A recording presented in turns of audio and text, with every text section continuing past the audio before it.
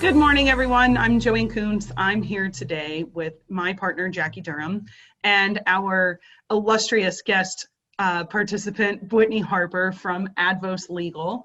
Thank you so much for joining us, Whitney. Great to be here. Thanks for having me. We love having you.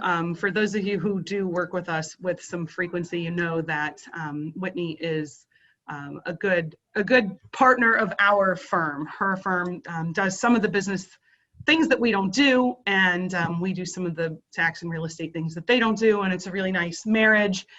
So we like tapping into Whitney's skill set where it can help expand our offerings for our clients. And speaking of expansion, we wanted to bring her in and talk a little bit today about exit strategy planning for your business. So we have a lot of people that we talk to, and they're getting ready to start a business, or they've recently started a business and it's getting off the ground. And our practice, whether it's on the tax side or the legal side, we're typically helping people navigate through how to run the business successfully, how to grow it, how to do it tax efficiently. And whenever I try to bring up, like, what about when you don't want to do this? They're like, why? This is like the prenup of business, right? Like, you're excited to get going and I want to know how we're going to rip it apart. So sometimes it's not a popular conversation, but I'm sure that we'll get to hear from you a lot about why it's so important and what some of the sticking points are. For sure. So without further ado. So let's just dive right in, because Joanne, you're so right. It is something you have to think about on the front end of every business. And my favorite is, like, you start that conversation and somebody says, well, yeah, I'm not thinking about that. Like, I don't plan to exit my business. And truly, like everything else in life, the answer is you're going to exit one way or the other, right? Toe tag or otherwise, it's coming. No one's getting out alive. That's about it, but it's going to happen.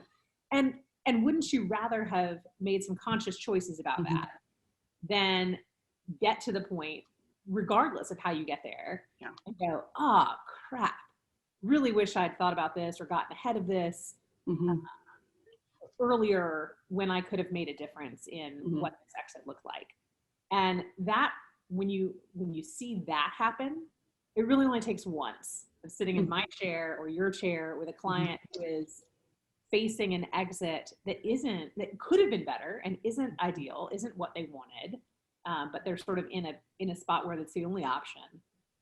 That's heartbreaking, right? Like, running a business is no joke. It is very often someone's life work. And to see it, like, end poorly is just, like, I don't know about you, but it's soul crushing to me. Yes, it really is. And ending poorly can look like having difficulty selling, not being able to sell and having to close down instead, having told your financial advisor for the last 20 years that your business is worth $3 million and you're staring down the barrel of the business broker who's telling you, no, it's actually $450,000, because what you've done from a financial statement standpoint or a tax standpoint is not supporting that value. And so now you've made financial decisions for the last 20 years based on a number that was never real and could have been real and maybe should have been real. So, all I do is preach about planning and strategy, whether it's the tax side or the legal side, and nobody wants to hear it. And then they get, or they get sniffed out by a competitor and they're like, I'm getting an offer I can't refuse. Well, yeah. And we've had maybe you never dreamed it was worth $3 million, but maybe it's actually worth $7 million. Yeah. Right. We've had some interesting client situations where that sort of thing has happened, where either an investor has come along and, like, the company wasn't necessarily looking for it, but now it all of a sudden makes sense. Or, somebody has come along to snap them up and they're like, oh, yeah, this might be the moment. And sometimes it's that there is value in your business that's valuable to someone else in a way that's different than it was to you, right? So it might be that you have a particular capability that, because your scale is smaller, you're not able to make really profitable, but somebody with bigger scale could take what you've got, this little secret sauce, and turn it into a scale solution that drops bajillions to their bottom line, right? That's extremely valuable to them. less valuable to you because you don't have the scale to support it. And so thinking about, what are the ways that your business can be valuable, can be a really interesting way to kind of begin this process. But the big thing that, and we do this in every, like, I kind of don't care what the project is. Everything we do, we encourage our clients to step back and think about kind of the big picture and the why, and let that be the first question, right? Everybody wants to jump to how they're going to exit and what the mechanics are. And, well, I know that I'm going to sell to the XYZ type of buyer, or I know that I'm going to pass this down to my children, or whatever it is, right? We have this certainty about the how. And really, I tend to say the how is more our job, right? It's the job of the trusted advisors to know you, know your why, know where you're trying to go, and then help map out how you get there in the most effective, cost efficient, tax efficient. Like, there's all these different things to consider in the how, but don't start down the path of the how until you really thought about the why, right? Where do you want to go and why? Had a conversation just last week with a client who was saying, well, I'm getting all this pressure to sell. I think I've got to sell. I think it's time to sell. And at the same time, her big concern was like, if I sell, then I work for someone else. And I don't know that there's anybody out there who might buy our company who I would really want to work for. And I said, let's pull this back. Like, why are you thinking that you need to sell? And she's feeling it because she's in a CEO group, and there are people there who it's sort of the vanity achievement, right? I sold my company for whatever, right? And that's great if that's really what you want. And so she's hearing that and thinking, okay, well, that must be the next step. I've gotten to, this revenue threshold. And so the next step must be that I sell my business. And then, she's hearing from business brokers or investment bankers or various people who have a real incentive, right? Dollars to their pocket, but only if you sell your business. And so they're pushing it and saying, market conditions are hot. Let's go, let's go, let's go.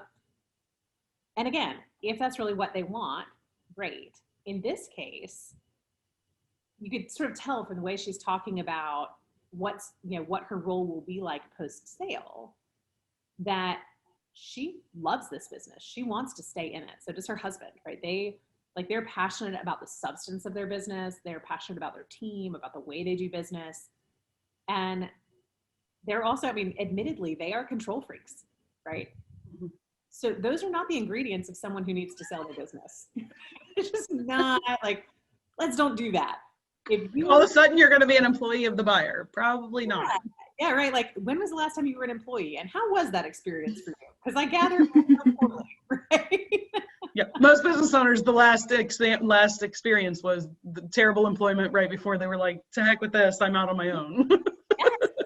Yeah, and even if that wasn't their experience, they now, like, by virtue of running a business and owning a business, they've like created themselves as unemployable creatures. Mm-hmm. It's not lack of skill set, which is why we are unemployable. It is, we've been like employing for so long now that it's like, you just can't put that back in the bottle. So, talk through it with this client, and like, I think really what you need to think about is where you want to take this business. What is it that you see? She immediately goes to, well, I need to acquire, right? Well, why do you need to acquire? Again, because the people in my circles have said, well, you either sell or you acquire and you make yourself a platform. So we start thinking about that. What does that look like? Well, everybody in her space who she might think about acquiring, either their software is not as good as hers, or their team's not as good as hers, or whatever. There's all these reasons why it doesn't make sense. And really, what she needs to do is just go grow her business to the size that she wants, and think about succession planning in different terms, right? It doesn't have to be the sort of sexy vanity, like hang a plaque on the wall, get an article in the newspaper kind of thing, right? And so she's now kind of got marching orders to go back and think about, what does she really want her next step to look like? How does she really want to spend her days, right? She is not a person who needs a bag full of cash and a jet to Tahiti, right? Right. Do you know anyone who wants to buy a law firm and a CPA firm? right? Not for tequila. Very happy to have the jet and the tahiti. Yeah. And there are lots of people for whom that is the goal, and it's a totally rock star goal. Love it. Love to help make those transactions happen. And I've seen people who think that's really what they want, and they go do it. And 6 months later, they're back with a new business. And that's cool too, right? Like serial entrepreneurism. Like I got done with one slice of an industry and I'm like, I needed something fresh and now I'm going to go start it up again. Totally fine. And now they've got dry powder, right? Like they've got the bag full of cash and then go be their own investor and build a new business and make it great. So and some street smarts from having bumps and bruises from the last for sure. The skinned knees and all of the, all the stories to tell that are mistakes they'll never make again, right? They'll make new ones, but they won't make those same ones again. So that, thinking about what is it that's next for you? What do you really want? For some people, it is the parachute, right? It's the, like, I want out. I want to be done. I want to have a kind of recreational retirement, right? Or I'm going to go be a mentor to other businesses that were in my industry sector or whatever. For some people, it's really more about legacy.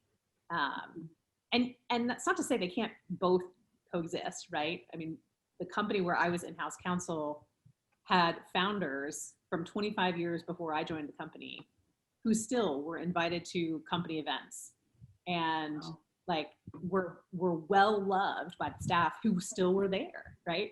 So you can still have legacy and sell your business, and they did. They sold well. But you got to think about kind of which are the parts that are important to you, because that may factor into what types of buyers or what types of exits are going to be appropriate for you. And sometimes the legacy is more around an industry, right? Like wanting to sort of have this the legend of you in the industry more than it is about family legacy. Other times when people think about legacy, they think about, I want my grandchildren to be running this business, which is great if your grandchildren are interested in that business, right? Or your children or whomever. But, thinking about contingencies too, like what if they're not? What if the industry doesn't even exist by that time, right? Very true. If you were in the business of making floppy disks, you're not in that business anymore. So just thinking through how are you going to plan for shifts and contingencies is also a big part of that. So, I think about what is it that you feel like you want for your next steps now? What is it that you think is next for the business, right? Do you think that this business is a business that should continue to operate the way it is, just with someone else at the helm? Do you think that this is a business that really ought to be part of a platform, or maybe should create a platform, right? And kind of build a scale in your industry? Is there an evolution of the business that's different from that? Just those types of things, they all factor into where you're going to go. Timing is a big one too. It's one thing if you are in the kind of 3 to 5 year stretch, and my plan for this business is to be done with it, whatever that looks like, in a fairly short number of years. It's another thing if what you're thinking about is more of a 10, 20 year horizon, right? Depending on your time horizon, the need for optionality and agility in that plan kind of changes, right? So if it's a pretty short time horizon, I think you still have to be able to flex your plan, right? I mean, I think none of us knows what the tax code is going to look like 3 years from now, much less what our industry is going to be. I mean, COVID is a great example. It shifted a lot of industries in really dramatic ways. Created a bunch of opportunity, created a bunch of heartache. I think everything in between. And COVID's one example. It's not the only example, right? So being open. It also did a number on the tax code. We're still trying to figure that out. I think all of those things factor in, and I think any plan that you put together, I'll just throw this out there, any plan you put together has to be durable enough to weather some change. And I don't mean that it has to be, the plan must look at the end the same way it did and weather the change that way. I mean, you need a plan that allows you to make some shifts and kind of be agile depending on what you see coming down the pike. And that need for agility increases the longer you think your plan is. So you can sort of gather all of those inputs and have that like thought experiment around where you want to go and what you want and all that. And then like you call Jackie, you call me, you call Joanne, you call your CPA, you call your financial advisor, like you gather the team. Yeah. And Jackie, I don't know if you see it happen very often. In my experience, clients tend to call advisors one by one. Mm-hmm. And it's pretty rare that you get someone who says, okay, I have assembled the team. Now, here's what I want, and I'm leaving the room. Talk amongst yourselves. But that really, like, wouldn't that be a dream? Client did that. It really would. The only time we see it happen is when they're working with what is already kind of our team. Like we're doing the tax, we have legal, our financial advisor is involved or whatever. And somebody on the team has said, oh, you called me first, but our next call is Jackie, Whitney, financial advisor, Marina, all on one call. And that's the only time I see it happen. Well, yeah, I mean, I would definitely say that there's, like you said, Whitney, there's multiple components to the team that you really need. And depending on what your succession plan is, whether you're giving it to your grandchildren, whether you're selling it to a third party, whether you're selling it to a key man, the ultimate value of the business is important. And it's tied to not only structuring the entity properly and the financials properly, but also making sure that the health of the assets of the company is there as well, such as your intangible assets. And I think that's one of the most overlooked items, which I always punt your way because I know it's so crucial. Because if you have a business that's say 10 years old and you're like, all right, I think I might want to sell this. I have some investors coming in. There's some interest stirring around. The problem is if you have all this great trademark stuff that you could otherwise package and sell that makes your business attractive, if you haven't properly gained the intellectual property rights to those things, now your business is worth much less. And that's where I think again the whole team needs to be involved to make sure you're perfecting your interests in the actual assets of the business. Yeah, no, I think it's such a good point. And we've had some interesting transactions lately where we've been able to have those discussions with the broader team, right? And that one of the reasons we love working with you guys, because you think in that integrated way and you're not afraid to pull in outside help, right? Same with us, like we are not CPAs. We're gonna pull in a CPA. We're gonna pull in your CFO, whether it's an inside CFO or an outside CFO. We're gonna pull in your financial advisor. Like we wanna talk about all of the aspects of the transaction and the potential transactions, right? So Jackie, to your point, we've had some clients where there is tremendous potential for their IP. Maybe they've developed some technology or a method that they're using in one industry, but that they can see application in others, right? Great to recognize that and kind of ahead of the game say, you know what, maybe just in case we get the opportunity to split this out and sell it to someone for that industry, but retain the core and then be able to license it or sell it in other industries as well. Right? Why don't we think about that and do some transfers of IP, create a holding company for that IP that's separate from the operating company. And yeah, that can be helpful from an asset protection perspective, but also from the like optionality of how you might sell, right? And sometimes you do that and that is actually what you end up doing, that you go and you sort of create the ability to sell something to different buyers again and again. And sometimes it's not, but I would so much rather the client have that optionality on the front end. Absolutely. It's really important. And it's not the sort of thing that works if you do it right at the end, right? At least not as well.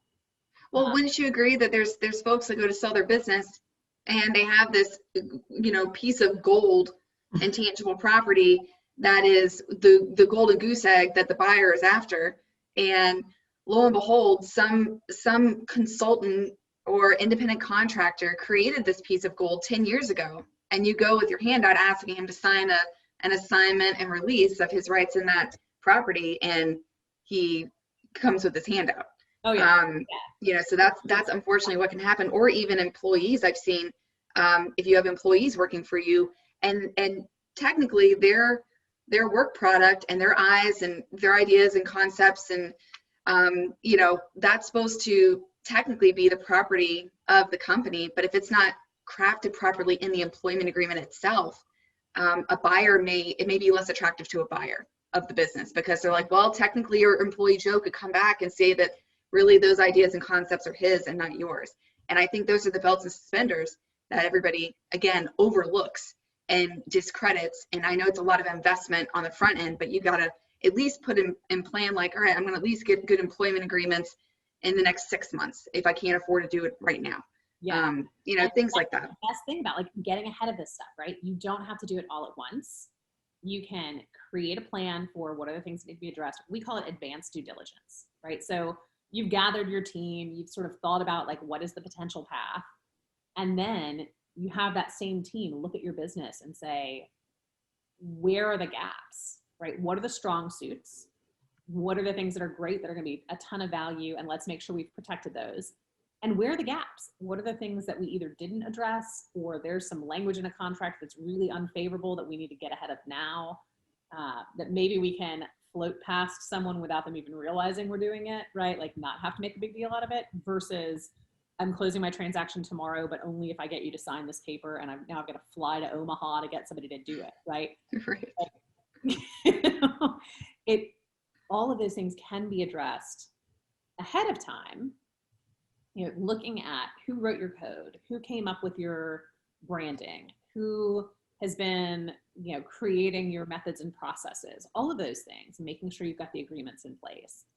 And when you realize that there's something that's missing, then kind of saying, okay, you know what, I'm going to budget for this. I'm laying it out in a plan, and I know that it's going to be addressed.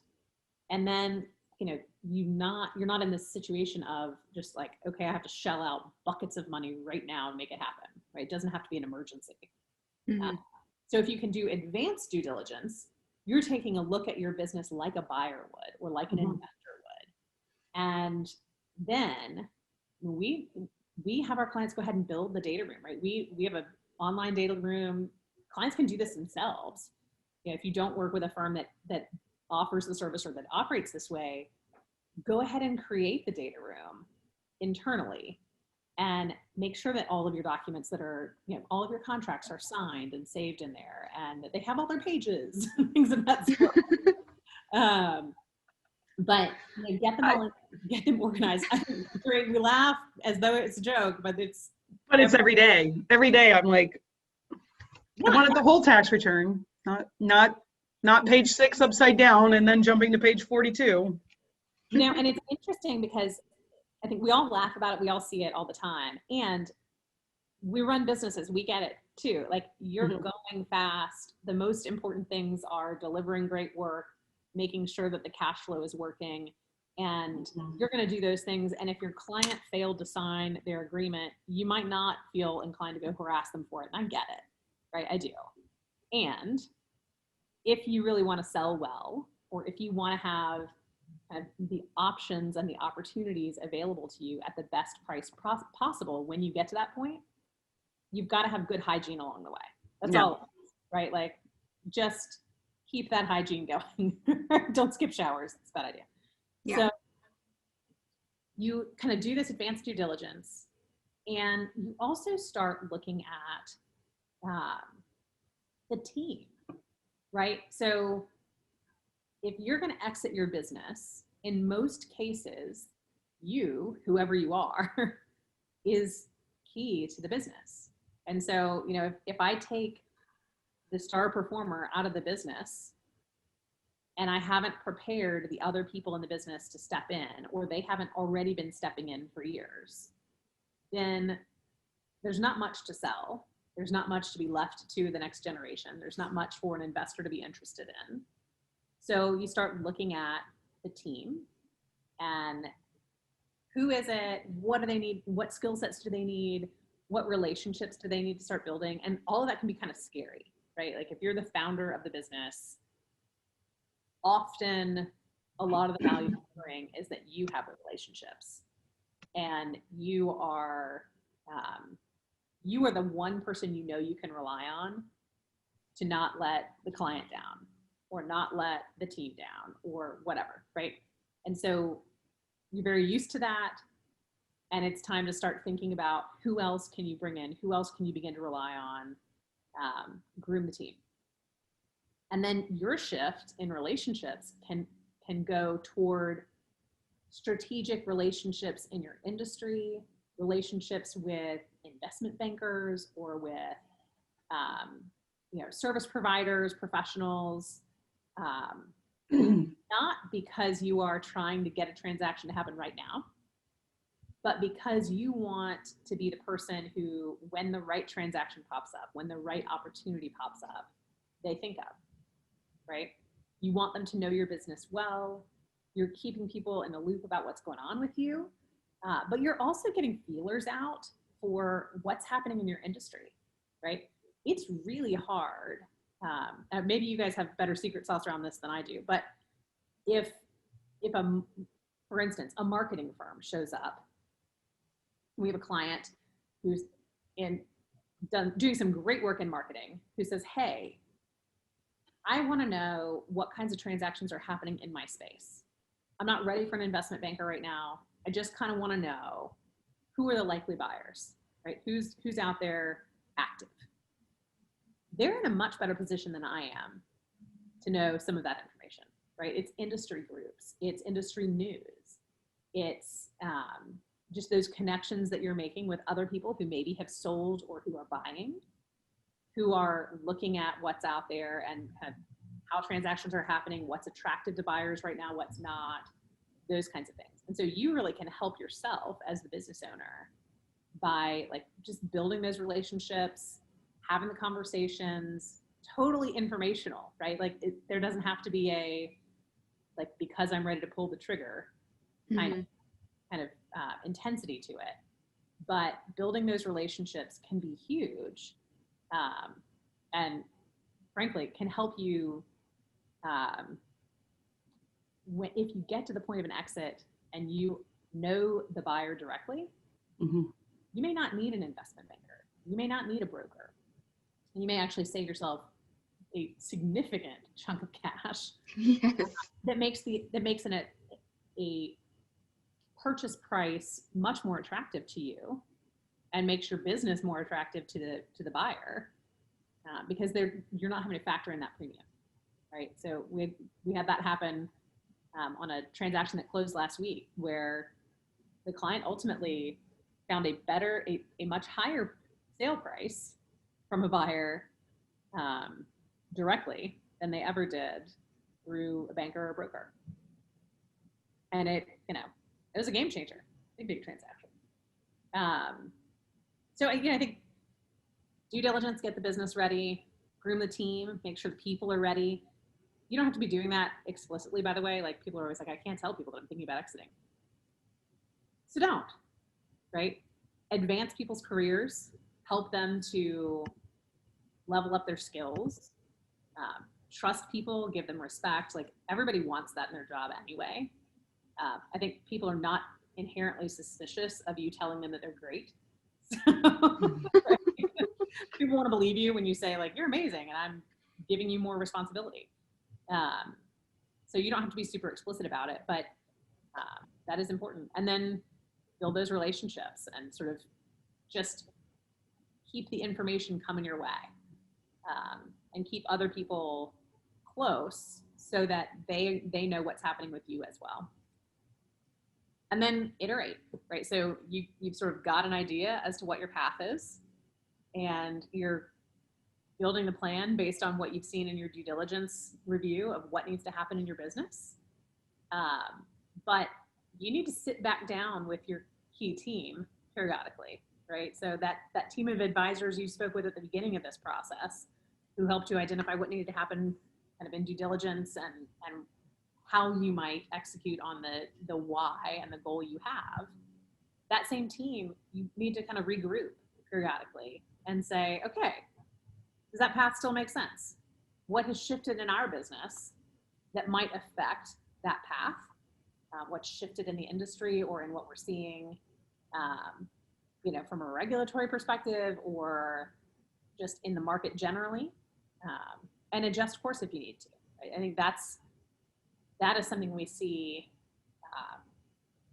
where people sort of fail to make that adjustment. They get really wedded to, hey, I decided when I started this business that I was going to be 5 years in and sell to private equity, and that's where I'm going. And, that may or may not still be the right path 3-4 years in. So be willing to iterate, because it's not about whether or not you executed on the original how. It's about whether or not you got to your ultimate why, right? And then you go execute, right? If you've done all that prep work, when the opportunity arises or when you're ready to create the opportunity, the path gets so much easier.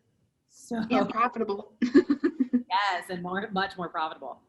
Yeah. I mean, we've had businesses that, because they already had their data room set up, because we'd already done advanced due diligence, we'd solved for the things over time in a really planful way, which isn't to say there weren't, disasters that popped up along the way, and, it's business. There's going to be stuff. But because we got ahead of it and they were kind of always had in mind the end goal, when it came time for them to sell, it was a really smooth process. Mm-hmm. The things that will derail a sale are surprises, or sort of the things where the seller maybe hadn't really thought through what was going to affect their sale price, right? So a seller who hasn't really been coached about, mm-hmm. Maybe you're going to sell this business debt free. So it's kicking off cash today, but it's got, a few $100,000 of debt sitting on it, and you got to pay that off out of your sale proceeds, or you're not selling this business. That may change the game, right? And so somebody who just hasn't had all of that kind of input and the opportunity to analyze it gets to the closing table and goes, oh, nope, guess I'm running this business for another 10 years, right? Mm-hmm. So if you've done all the prep work and you've had good counsel along the way, and you've been sort of continuously picking your head up and looking at the path and making adjustments as you need to, when it's time to execute, it's so easy. It's so much easier. It's such a good day. And you've eliminated the element of surprise. Your estimate of what the sale price should be is not going to be necessarily spot on, but you're going to be way more in the ballpark, and you're not going to be surprised. It's like prepping the home before you list your home for sale. And people are very on to doing that. They want to call the realtor. I'm going to list my house. Should I remodel the kitchen? What should I do? Nobody wants to do it about the business, though. It's like, remember when they told you to paint the front door and spruce up the bathroom? It's the same thing. If you can get a hold of your business advisors ahead of even wanting to list it for sale, rather than waiting until you've been diagnosed with cancer and now you have to sell and you don't have time to do all this. This can make not only an increase in the purchase price, but if you can increase the value and your purchase price is a multiplier, now it's an exponential increase in the sale price that you may not even appreciate today until you're ready to start swimming in that space. Yeah, it can make such a big difference. Such a big difference. Even when you think about the timing of how long it takes to sell, one of the things we see is if you've done advanced due diligence and your data room is ready to go, when the buyer comes in, or an investor or whomever, they come in and they're like, hey, we're ready to start due diligence. And our answer is, cool, here's your login, right? As opposed to, hold please, I've got to go gather things. And I think the third page of that contract is in Frank's left drawer. And I'm not sure. Or you're asking the CPA for copies of your tax return on April 13th. Right. Yes. Promptly to be blown off for 6 weeks. No doubt.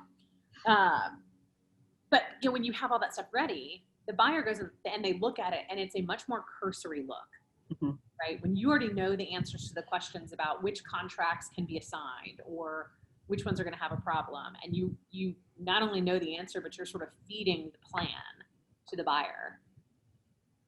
They're not going to go dig as deep as they will if they think you don't have it together, right? They're going to look at what's there. They're going to go, I need to pressure check this, this, and this, and we're ready to go. And so your sale timing is exponentially shorter. Your sale price is potentially exponentially larger, and the probability of your sale closing is way higher. Time kills deals. And so if you can in that time period, much better off. Much, much better off, for sure. Unbelievably true. Yeah. The longest one we had actually ended up falling apart. I think it was over a year. Yeah. Yeah. We were just like, I will tell you, I have never had a business owner upset about legal fees or CPA fees or whatever on a successful transaction, right? And if your transaction falls through, just like as the client, there's got to be nothing worse than I leveraged a team. I got this whole team up of professionals who I trust. I got them all up and running, and we went hard at a transaction that ultimately didn't happen, and I owe a bunch of fees around it, right? So yeah, that's no fun. It's really not. It's really not. One of the things I wanted to talk about was just kind of what are the types of exits? Because I think a lot of people have a very narrow lens on the types of exits that are available. And often what's included in that lens is whatever your business friends have done before, right? So it's like, well, I know ESOP because somebody did that, or I know private equity investment because, the guy down the street moved to the beach after he took PE money. Whatever it is, it's like you get this like, okay, well, this is what I've seen, and so that must be the path. I wondered, what do you guys see in your market as sort of the most frequent types of exits? Well, I would say for our clients, Joanne, it's not necessarily private equity investment. It's more selling the stock or the assets to a third party, or passing it down to, your relatives, or even selling to a key man. I feel like that's what we see more often. The most of. Yeah. Yeah, and what we do see in that is a lot of times where the plan was that my son was going to take over, and now I'm looking for a third-party buyer because dad is frustrated that son is not interested. Yeah. Right. And no one's had that conversation until 6 months ago. Yeah. Well, it's kind of like that foregone conclusion that jumps up and surprises you at the end when Tommy Boy is not ready to step in and operate things. Especially when sometimes the kid's been working in the business. Right. So that's even more. It's not like, well, he went off and did his own thing. That starts to send the message. Like, I went to college and then I moved to Connecticut. Like, I couldn't possibly physically distance myself from the business more. But sometimes the family is working in the business and it's not their passion. And so they're like, no, why don't you sell, Dad? And I'll go do what I actually wanted to do. Because, there may have been like a pull to work here just to help Dad, or, like some family guilt that maybe even wasn't intentionally laid. Just the dynamic is Sure. No, I think family businesses are so interesting because they really, like, they do become part of the family. It's like your childhood, right? Like, exactly. Even if it's no longer appropriate for mom and dad to be in the house with all the stairs, it doesn't matter. It's still it's still traumatic to think about them leaving that house, right? Because that's where you grew up. I have actually a dear friend of mine who she worked in the family business. And it's a business that her dad started when we were infants, right? So it has been a group family business in a big way. And she has worked in the business since college, even I think before college, actually. And her dad, I mean, he is the classic toe tag exit. He passed away while running the business and had not groomed her, and had not, like, he was the I'm going to I make all the decisions, I hold all the control, I hold all the secret recipes, right? Like, it wasn't a restaurant, but the equivalent of the secret recipes. And so when he passed away and then she steps in to run the business, it was a rocky transition for her, for the team, just all of it, right? And even though, like, that's an example of the unplanned exit, right? That choosing not to plan is a choice. Had they followed some of these steps around grooming the team and kind of filling some gaps and thinking about what's strong and what's weak in the business, like, that would have been a much easier transition. Mm-hmm. But we also see a fair amount of, I think, as you guys do, businesses where maybe there's a partner brought in, whether that partner is generational, right? So maybe it is a family member who comes in and is buying in as a partner, or is taking over different roles, or someone who's coming in as a professional partner, right? It might be a new doctor into a medical practice, or a new lawyer or CPA or whatever, who's coming in, buying a chunk of the business, and with a plan toward buying out one of the partners, or all the retiring partners. We see that happen. We see more, though, the building of a strong team, thinking about how you're going to kind of align the incentives of that team toward an exit to a third party, and then selling to, like, maybe it's a strategic buyer in the industry, somebody who's a bigger player who wants to add in that capability that you have, or like a private equity sale where you've got somebody who's funding the purchase of your business, but maybe also the purchase of a few others, and trying to kind of put them together into a platform. So all of those are kind of interesting exit methods. I am hearing, and I mentioned ESOP earlier, and I just want to throw this out there. I'm curious if you guys have had a different experience or opinion of it. Every now and then I hear someone who's like, yeah, I'm thinking about an ESOP. And like, they kind of, it's, you don't hear somebody say that casually, right? It's like they've really gone deep into it. Every time I've come across one, my experience has been that it's sort of a mechanism that benefits the ESOP provider more than the business. And I don't know, maybe you guys have seen a different outcome from that, but my gut says, be wary. Yeah. Yeah. And, the thing is, even if the best laid plan, those are so heavily regulated in very convoluted rules that it's not like you can it's very difficult to sit down and research and educate yourself and be really well versed to even say, yes, this is a good idea or not, because it's unreadable. Yeah. And there's a lot of risk in it. Yeah. You mentioned heavy regulation. Yeah. If you're wrong, if you make a misstep, ouch. Yeah. And it's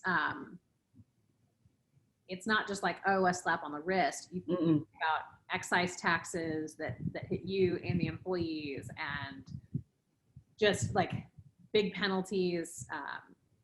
For things that aren't like intuitive, lots of times when there's a tax penalty, it's like, oh, you didn't file and you didn't pay, so there's a big penalty. Those things, maybe you don't appreciate how big they are, but they're not shocking. Like, oh yeah, when I didn't send it in on time, I got a penalty. That's not like big news. But I feel like with the ESOPs, there's a lot more traps to get caught in that are not visible or obvious. Yeah. Stock option plans are the same way. Yes. There are a lot of ways to trip up there. And there are also a lot of ways to accomplish the same goal without the same level of risk or regulatory concern. And so that's one of those things too, where I say often to clients, like, you tell me what outcome you want, and then let's talk about what are the potential vehicles to get there. Yeah. And what some rewards of those are, because often, if you come in and you're dedicated to must have an ESOP or must have a stock option or must have, whatever these things are, that's great, but you may unwittingly be signing yourself up for some big, nasty consequences that are unfun. I blame pharmaceutical commercials for this phenomenon, that people call the lawyer or the accountant and say, I need X, because they do that, like, oh, you need Prilosec. Well, maybe you need to stop eating chicken wings at midnight. Like, maybe you actually don't need the purple pill. Maybe you need an adjustment to your diet. So why don't you tell me what your pain point is, or what is the complaint, or what's your objective, or what's your goal? Why are we trying to do this? And then let me help you navigate the best way to, and I don't mean that to say people shouldn't call and ask questions. I'm being facetious, but sometimes they are hard and fast set, like, nope. We see it a lot with the transfer of property. I need a quit claim deed, not a quick claim deed. They're not in a hurry. But I need a quick claim deed to get rid of mom. And I'm like, whoa. Why are we offing mom? Like, what did mom do? Yeah. And then I roll it back and it's like, oh, you're afraid she's going to the nursing home. The worst thing you can do is sign this over and generate doc stamps and have no consideration and. So the business and tax side is the same way. So.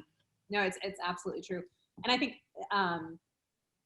particularly for things where you are being marketed to, right? So ESOP is a great example of this, but there are others.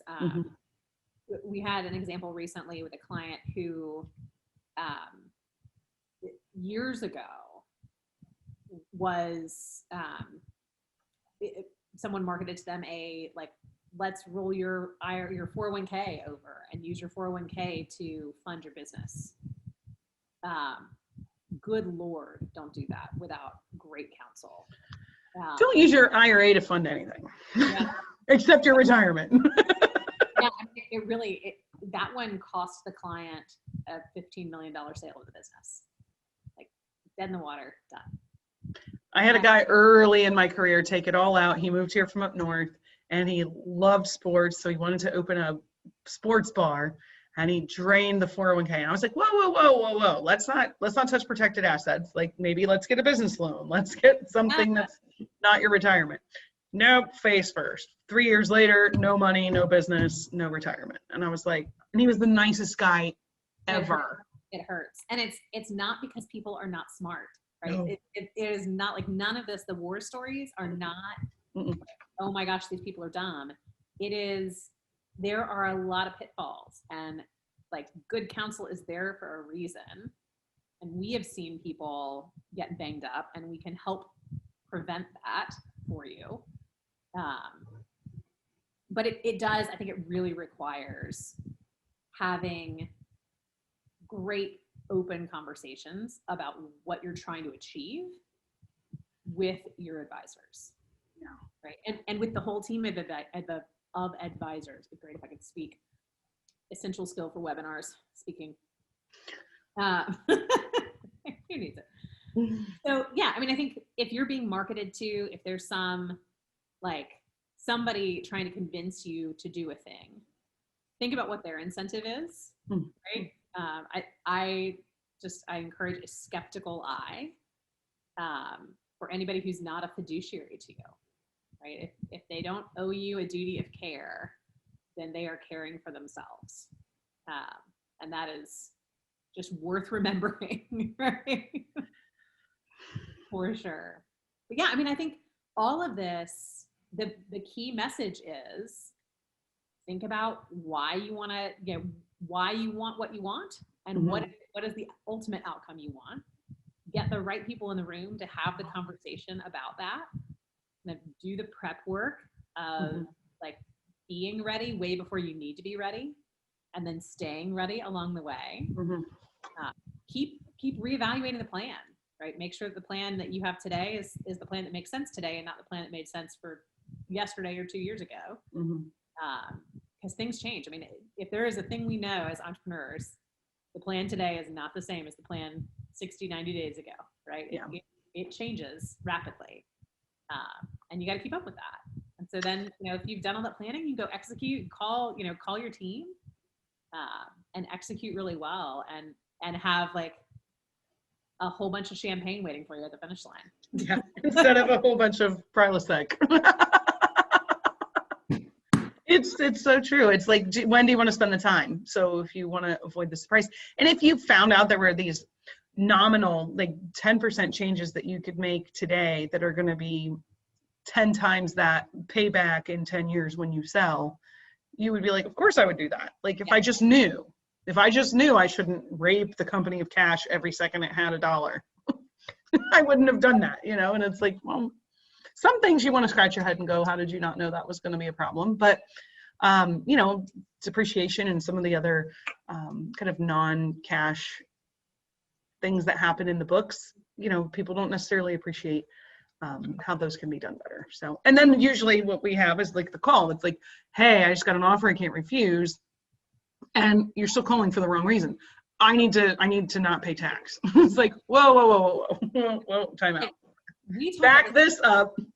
Yes, we talk about this all the time with clients. Like, if you owe taxes, like, that is a gold star. Yeah. You make money. Way to go. This is the side effect of making a bunch of money. Right, like, let's not pay more tax than we need to. Right. But let's also not try to hide the fact that we're making money, particularly if down the road we would like to inform a buyer that they should buy our company for a lot of money because it makes money. Yeah. You don't get to tell both stories. Right? No. So you guys, I think you probably have this conversation all the time. Ad nauseam. I could do this in a coma. Do not try to get cute on your taxes for the purpose of, like, today, if you have a bigger vision. Yes. Right. And if you don't Because have, you're gonna pay today, or you're gonna pay tomorrow. and it may be that the story you've told today means you have less money with which to pay tomorrow. Amen. Don't shoot yourself in the foot with that. Pay cash or pay tax, baby. that's the choice. Oh, mercy. Well, I gotta say, this is always a bunch of fun and very informative, and this is kind of one of my favorite topics. If I had my druthers, I'd sit more in the business space than I get to, just based on how things shake up around here, because it's really where the fun is. The real estate stuff is amazing and I love doing it. I don't mean to knock that at all, but you really get to see and follow people through such a crucial time in their life. The other thing I will say is, if you have a business now and you're still 20 years from even thinking about selling, think about this. I hear in my ear when people switch to us from CPAs or from lawyers, and they've hopped around, and it's like, well, I was with this CPA for 2 years and this one for 2 years and this one for 2 years, and now I'm here. And it's like, you can keep doing that and chasing who might give you a little bit better deal, but when it comes time to do this transaction, you don't want your first date with the lawyer to be reviewing your business sale documents. Like, you want this team of trusted advisors that you've built up. You dance with who brung you. You build a successful business with this team, so that when the day comes to say, hey, I really want to sell to the key man, or I really want to look at, a private equity, or whatever the scale is, that person is giving you advice, not because of a motivation of like, well, yeah, do private equity because that's way more fees for me. You don't have that in the back of your mind. Like, is this lawyer telling me this just to generate a bunch of fees? If you are concerned that your lawyer is telling you this to generate a bunch of fees, you have the wrong lawyer. Yes. Like, you don't have a relationship, and you don't want to be forming a relationship in the most, or one of the most important transactions that you'll ever face in your life. Right. Yeah. you can't fall in love with somebody in 3 months and trust them for a transaction like this. And I see that so much where people have tried to do stuff on their own, or like, I'll just Google it, or I'll put together a contract or a vendor agreement. Like, those things seem like costs along the way, but they're also stepping stones to really solidifying that relationship over time. So that way, when you do get to the finish line and you call and you say, hey, here's what I'm thinking. And we say, oh, brilliant. Or, let's look more, or let's look under the skirt. Let's see, where are the holes? You know that that person has your back, and Yes. that's more than money all day. For sure. So thank you so much, Whitney. You guys have been great. I really, I love this. So we will be taking a break next Tuesday for the 4th of July, recovery from when you're out a day, it all piles up. So we will not be on next Tuesday, but in 2 weeks, we'll be back with part 2, continuing of our rental property saga. So thank you so much, Whitney, and we'll see you guys soon. All right. Bye, guys. Good week. Bye.